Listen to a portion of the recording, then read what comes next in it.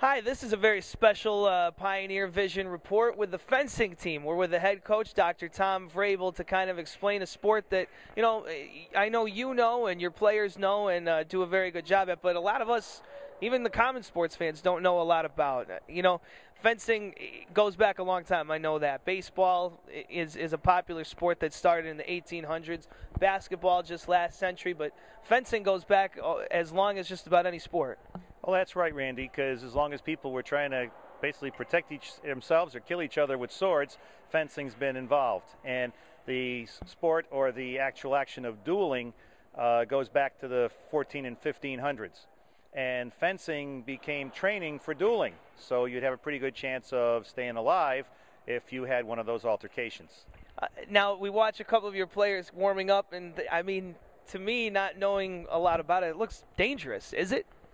No, it's not dangerous. It's probably about as dangerous as lacrosse or hockey. I mean, we do have some injuries, but in general, the protection is very good, and the athletes are in great shape, so they're able to handle the normal bumps and bruises that occur with the sport.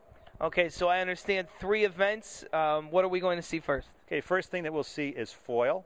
Foil began as the practice weapon for dueling, or practice weapon for épée, which is the modern counterpart to the dueling sword. And in foil, the torso is the target, and the 2 young ladies that you'll see demonstrating have on what they call their scoring vest, or their lame, and this covers the torso and the groin region in the front. And this is a right-of-way weapon. What that means is that if someone starts an attack, the other person has to defend themselves. It's kind of like blocking and charging in basketball, whereas épée, there's kind of no rules, so some people really like that.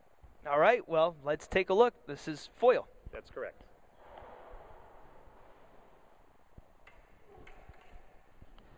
All right, what are we seeing here, Dr. Vrabel? Okay, what we have is on our right is our team captain and all-league selection as a freshman, Jamie Smith, and on the left is Natalie Rossetti, who is one of our freshman fencers. And as you can see their scoring vests that are on, and there's metallic wires that are in the vests. And if the tip of the weapon lands there, then if they had the scoring equipment going now, a touch would be registered. So if one of the fencers attacks, the other one has to defend. And you see in that last time, Natalie on the left made an attack. It was parried. Her attack was stopped by Jamie, and she reposted and got the touch. And foil is probably the most mentally challenging of the different disciplines. To kind of give an example, I would say if you compare it to tennis, saber is the closest to grass court tennis. It's very offensive minded. Épée is kind of like U.S. Open tennis on a true turf or true type of a surface. And foil is sort of like clay court tennis, that you have to do a lot more strategy and a lot more setting up of your attacks, because it's a lot harder to get in because the target is so much smaller and further away. Okay. All right. So with those 3 events, there's 3 different weapons. Let's get an explanation as to what the difference is. Okay, we have 2 point weapons, Randy, which means you have to hit with the tip, and that's the foil. What Jamie and Natalie were fencing with. It's a lighter weapon. All the weapons are the same length, 90 centimeters for the blade. You can see it's a lighter weapon, and again, it goes to the torso. Épée, however, is the modern equivalent of the dueling sword. The guard is much larger. It's a stiffer blade, and in this weapon, the whole body is the target, and you can kind of play rougher, and it's allowed. So this weapon, again, it's a little bit heavier. You can see it has a stronger guard, because in épée, there's no right-of-way rule, so you always have to protect yourself coming in or on the defense. And then finally, we have saber.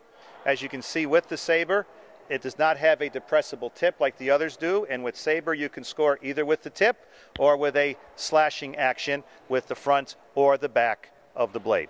All right, so which one of these weapons are we going to see next? The next one we're going to see is épée. Okay. I want you to break for a second. Okay. Okay, now we have Ethan Patterson, one of our starters and all league selections in foil, but Ethan also fences épée, and he's going to be doing one of the demonstrations for us. In épée, the entire body is the target, and that is from the toe to the top of your head. And that's because in dueling, the objective is not to kill the opponent, but to draw blood. That would mean that you had won the duel. and this is the modern equivalent to dueling. And because there are no sort of conventions of right-of-way, sort of a strike zone hasn't changed over the years, and so forth, epee has been the most consistent weapon for the last 50 or 60 years. Someone who was fencing epee 60 years ago and was a good athlete and came sort of in a time warp came today, he could fence very well. However, foil and saber have changed quite a bit as certain techniques and whatnot have come in, and sort of as rule changes have come in. Kind of like watching Bill Russell play basketball versus watching today's basketball players. It's a lot different game as the way that it's officiated. Good analogy. I'm sure there's been a lot of evolution of the sport of fencing, seeing as it started in the 1500s. So we'll take a look at Ethan Patterson. Okay, this is the epee. Right, and you see Nate Quigley on the left, one of our senior starters on the epee squad, and Ethan Patterson on the right. And you can see a little bit of a different approach. They're further away because the whole arm is the target as well as the feet. And is that last action, Ethan made an invitation. Nate tried to tick up his blade. Ethan parried and then reposted and got the touch. In epee, there's no right-of-way rules. If both hit within a 25th of a second, both register a touch. So you can't have a situation where two touches are scored on the same action. After a 25th of a second, the machine automatically shuts off the circuit that has not been closed. So you can have single touches and double touches in epee.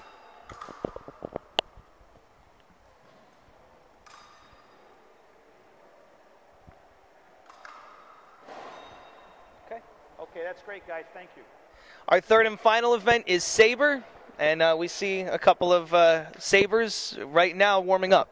Right. Behind us here on the right is C.J. Fleck, our squad captain for the men's saber team, and fencing with him is Sean Villar, one of our freshman stars on the team. Saber is a little bit different than the other weapons in that in the other weapons you can make running attacks. Because of the nature of saber, how athletic it is, what's happened is the rules have prevented you from crossing your legs going forward. So you have to stay in a traditional advance and lunge position. You can't cross your legs moving backwards. So that's changed it a little bit, but only about 15 years ago, saber was still what we call dry. You did not use electrical scoring. And it's only in the last 15 or 20 years that that has come in. And before that, saber, you're running all over the place. And once they went to electrical scoring with the cords on the floor, they were tearing up the equipment. And also it was getting very hard to really have a viable action because the athleticism of the fencers has improved greatly, especially since the Soviet bloc countries got very serious about the sport about 40 years ago. So they changed the rules, so now you can only advance with advances and lunges. You can't cross your legs and do what we call a flesh attack in saber. All right, it sounds like it's pretty athletic behind me. I hear a lot of movement. Let's take a look. Oh, they're really, wow. Like you said, a lot of lunging and just some pure athleticism there. And with saber, because you can hit with the point and with the side of the blade, it's a lot more offensive. It's much more difficult to defend yourself with saber. So there's a lot more what we call distance parries, where you try to get out of the way of the person when they finish their attack.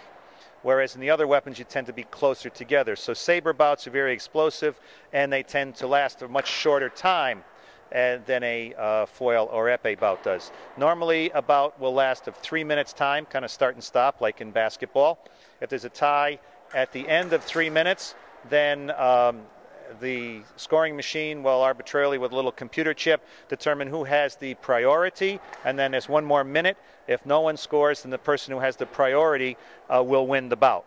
And if you score 5 touches in that first 3 minutes, then the bout is over.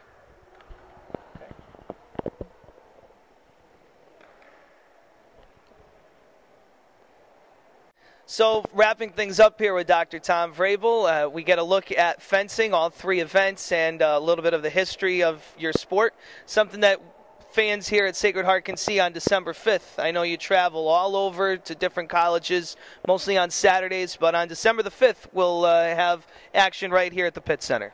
That's right, Randy. On December 5th, we are going to have 7 teams in competition here at Sacred Heart, in the basically our annual heptagonal meet, and this is a meet with many of the major powers in fencing. Being there at that day will be Penn State, who were last year's national champions, and Penn State has won probably 6 or 7 of the last 10 NCAA championships.